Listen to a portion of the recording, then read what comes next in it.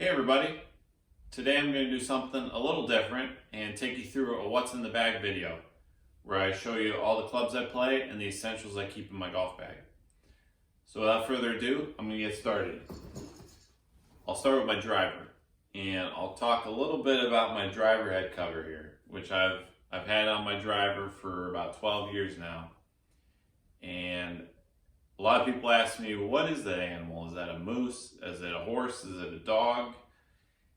It's actually my college mascot. I played Division I college golf at Campbell University, and our mascot was the Fighting Camels. So it was a camel.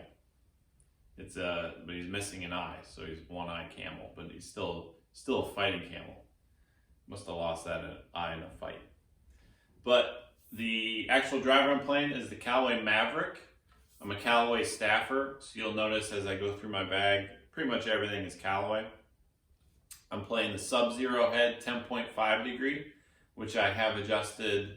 I added a degree aloft, and so it's basically 11.5 degree.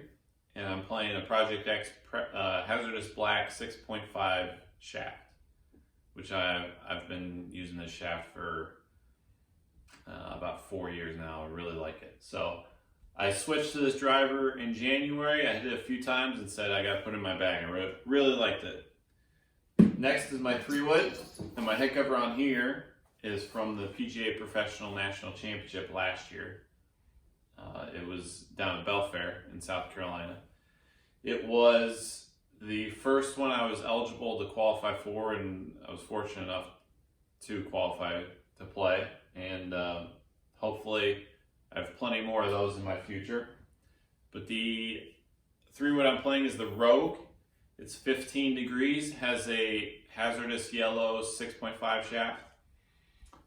I don't love this 3-wood, but I really like it. I've always thought it's tough to find a 3-wood that you love. But I like this one enough to keep it in the bag, obviously. From there I go to a 2 hybrid, Apex, 18 degree. Put in the bag last year. It's quickly becoming one of my favorite clubs in the bag. Very versatile, perfect for my distance gaps. It goes about 15 yards shorter than my 3-wood, which is perfect, just what I wanted. So Apex 18 degree 2 hybrid. From there I go to a 3-iron, which is it's technically a 21 degree Apex utility iron, but it's basically my 3-iron. But the difference between just a regular 3-iron and the utility iron is the club head's a little bigger, has more weight down and back, so the ball gets in the air a little easier, and it's a little more forgiving, which makes a big difference in a long iron, because especially out of the rough, those situations. And this one I have a KBS Tour V shaft. From my 3 utility, I go to my iron set, which is 4-iron through pitching wedge, and it's the Apex Musclebacks, the Callaway Apex Musclebacks from about 3 years ago. I've had these 3 seasons. Really like them. They're good irons, very easy to control, workable, all that good stuff. I'm playing Project X 6.0 rifle shafts. I like those shafts. For all my grips on all my clubs, I have Golf Pride Tour Velvet. They're just kind of your standard run-of-the-mill golf grip. There's really nothing sexy about them, but I don't use a glove, so the feeling of a grip is very important to me, and I've always loved the feeling of these grips. So I have those grips on all my clubs. And then another thing I get a lot of questions about, I have lead tape on the back of all my irons. And then people say, well, what's the point of all that tape on the back of your club head? And that is to adjust the swing weight, which is kind of where the weight is distributed throughout the club. So when I first got these irons, the club head was lighter than I wanted it to be. And adding a little bit of lead tape kind of got the ratio of where the weight is distributed on the club to where I want it. So I like a little heavier club head. so I can feel it throughout the swing. From my iron set, I go down to my 52 degree Mac Daddy 4 Callaway wedge, 10 degrees of bounce. It's getting a little worn, so I'll probably need to replace it soon with one of those Jaws wedges. But I use this club mainly for fuller wedge shots, let's say from 80 to 125 yards. I use this club mostly.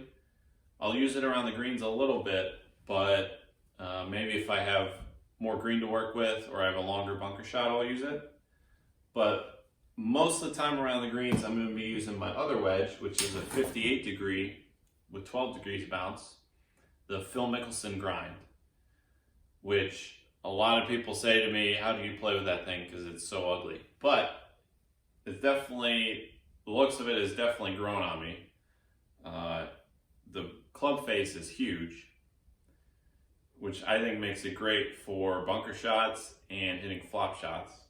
But it's extremely versatile wedge. The grind, it doesn't dig when you chip or pitch on soft turf, which we have a lot of soft turf up here in Westchester. I think Phil was very innovative with his wedge design because now we have companies like TaylorMade copying this design with their high toe wedge. So this is one of my favorite clubs in the bag. Like I said, probably 80% of the time, if you see me hitting a shot around the green within 30 yards or so, I'm going to be using this club. My putter, I really go back and forth between two putters. I didn't know which one to put in the video, but I decided to go with my Old Faithful. I've been using this putter since college, 2011. It's an Adele, which is a custom fit putter company. And so I went through a whole process of getting fit with eyesight and everything. It's a pretty standard answer, nothing too fancy. It feels great. It looks great to me. It's very simple. The other putter I'll go to if I need to get a different look or a different feel in my hands is an Odyssey mallet style. But most of the time I'm with this, I'll say. Probably 60-70% of the time I'm using this putter. And I have it's 35 inches and I have a Win Dry Tack mid-size grip on here. Another club, this is my 15th club. And I get a lot of questions about this club. It's a lefty 8-iron. And obviously I take it out, if I'm playing a tournament or I'm playing a serious round, I'll take it out of the bag. But if I'm just practicing or playing a casual round, this is usually in my bag. And what I do with it is, you'll see me on the range hitting lefty. I'll occasionally switch and start hitting lefty shots. And that really works the opposite side of your body, the opposite muscles. You know, if you think about it, you're hitting hundreds of shots one direction. You're always constantly moving one direction. And it just helps hand-eye coordination, helps your speed, helps your muscles just working the opposite direction. So if you think about it, if you go to the gym, you don't work out just one side of your body, you work out both sides. So that's kind of the concept of why I have a lefty 8-iron and you'll see me on the range hitting lefty shots. I think that's all the clubs I have. So as far as inside my bag, well, let's see. I have 2 towels. Always have 2 towels. One black one for dirt and anything greasy, grimy, all that good stuff. I'll use this. And then you'll see me using this white towel. This is exclusively for wiping off my hands or any grips. Because, like I said, I don't use a glove and my hands have to feel clean or else I'm very picky about my hands feeling clean. So you'll see me constantly wiping off my hands with this towel. The golf ball I use the Chrome Soft X. Switched to it last year. Very good ball. I was playing the Chrome Soft, regular Chrome Soft, but I like this one a little bit more. It's a little more workable. It's a little firmer feel. in my bag, let's see, I have a Bushnell rangefinder, the Pro X2, and this one is the slope edition, so I can toggle off, on and off slope, the slope reader, which is illegal and you can't use it in tournaments, but I don't. But it's very useful in practice rounds, especially in the New York area like Westchester. You get a lot of shots that are extreme elevation changes, so that's good to have for practice rounds, like I said.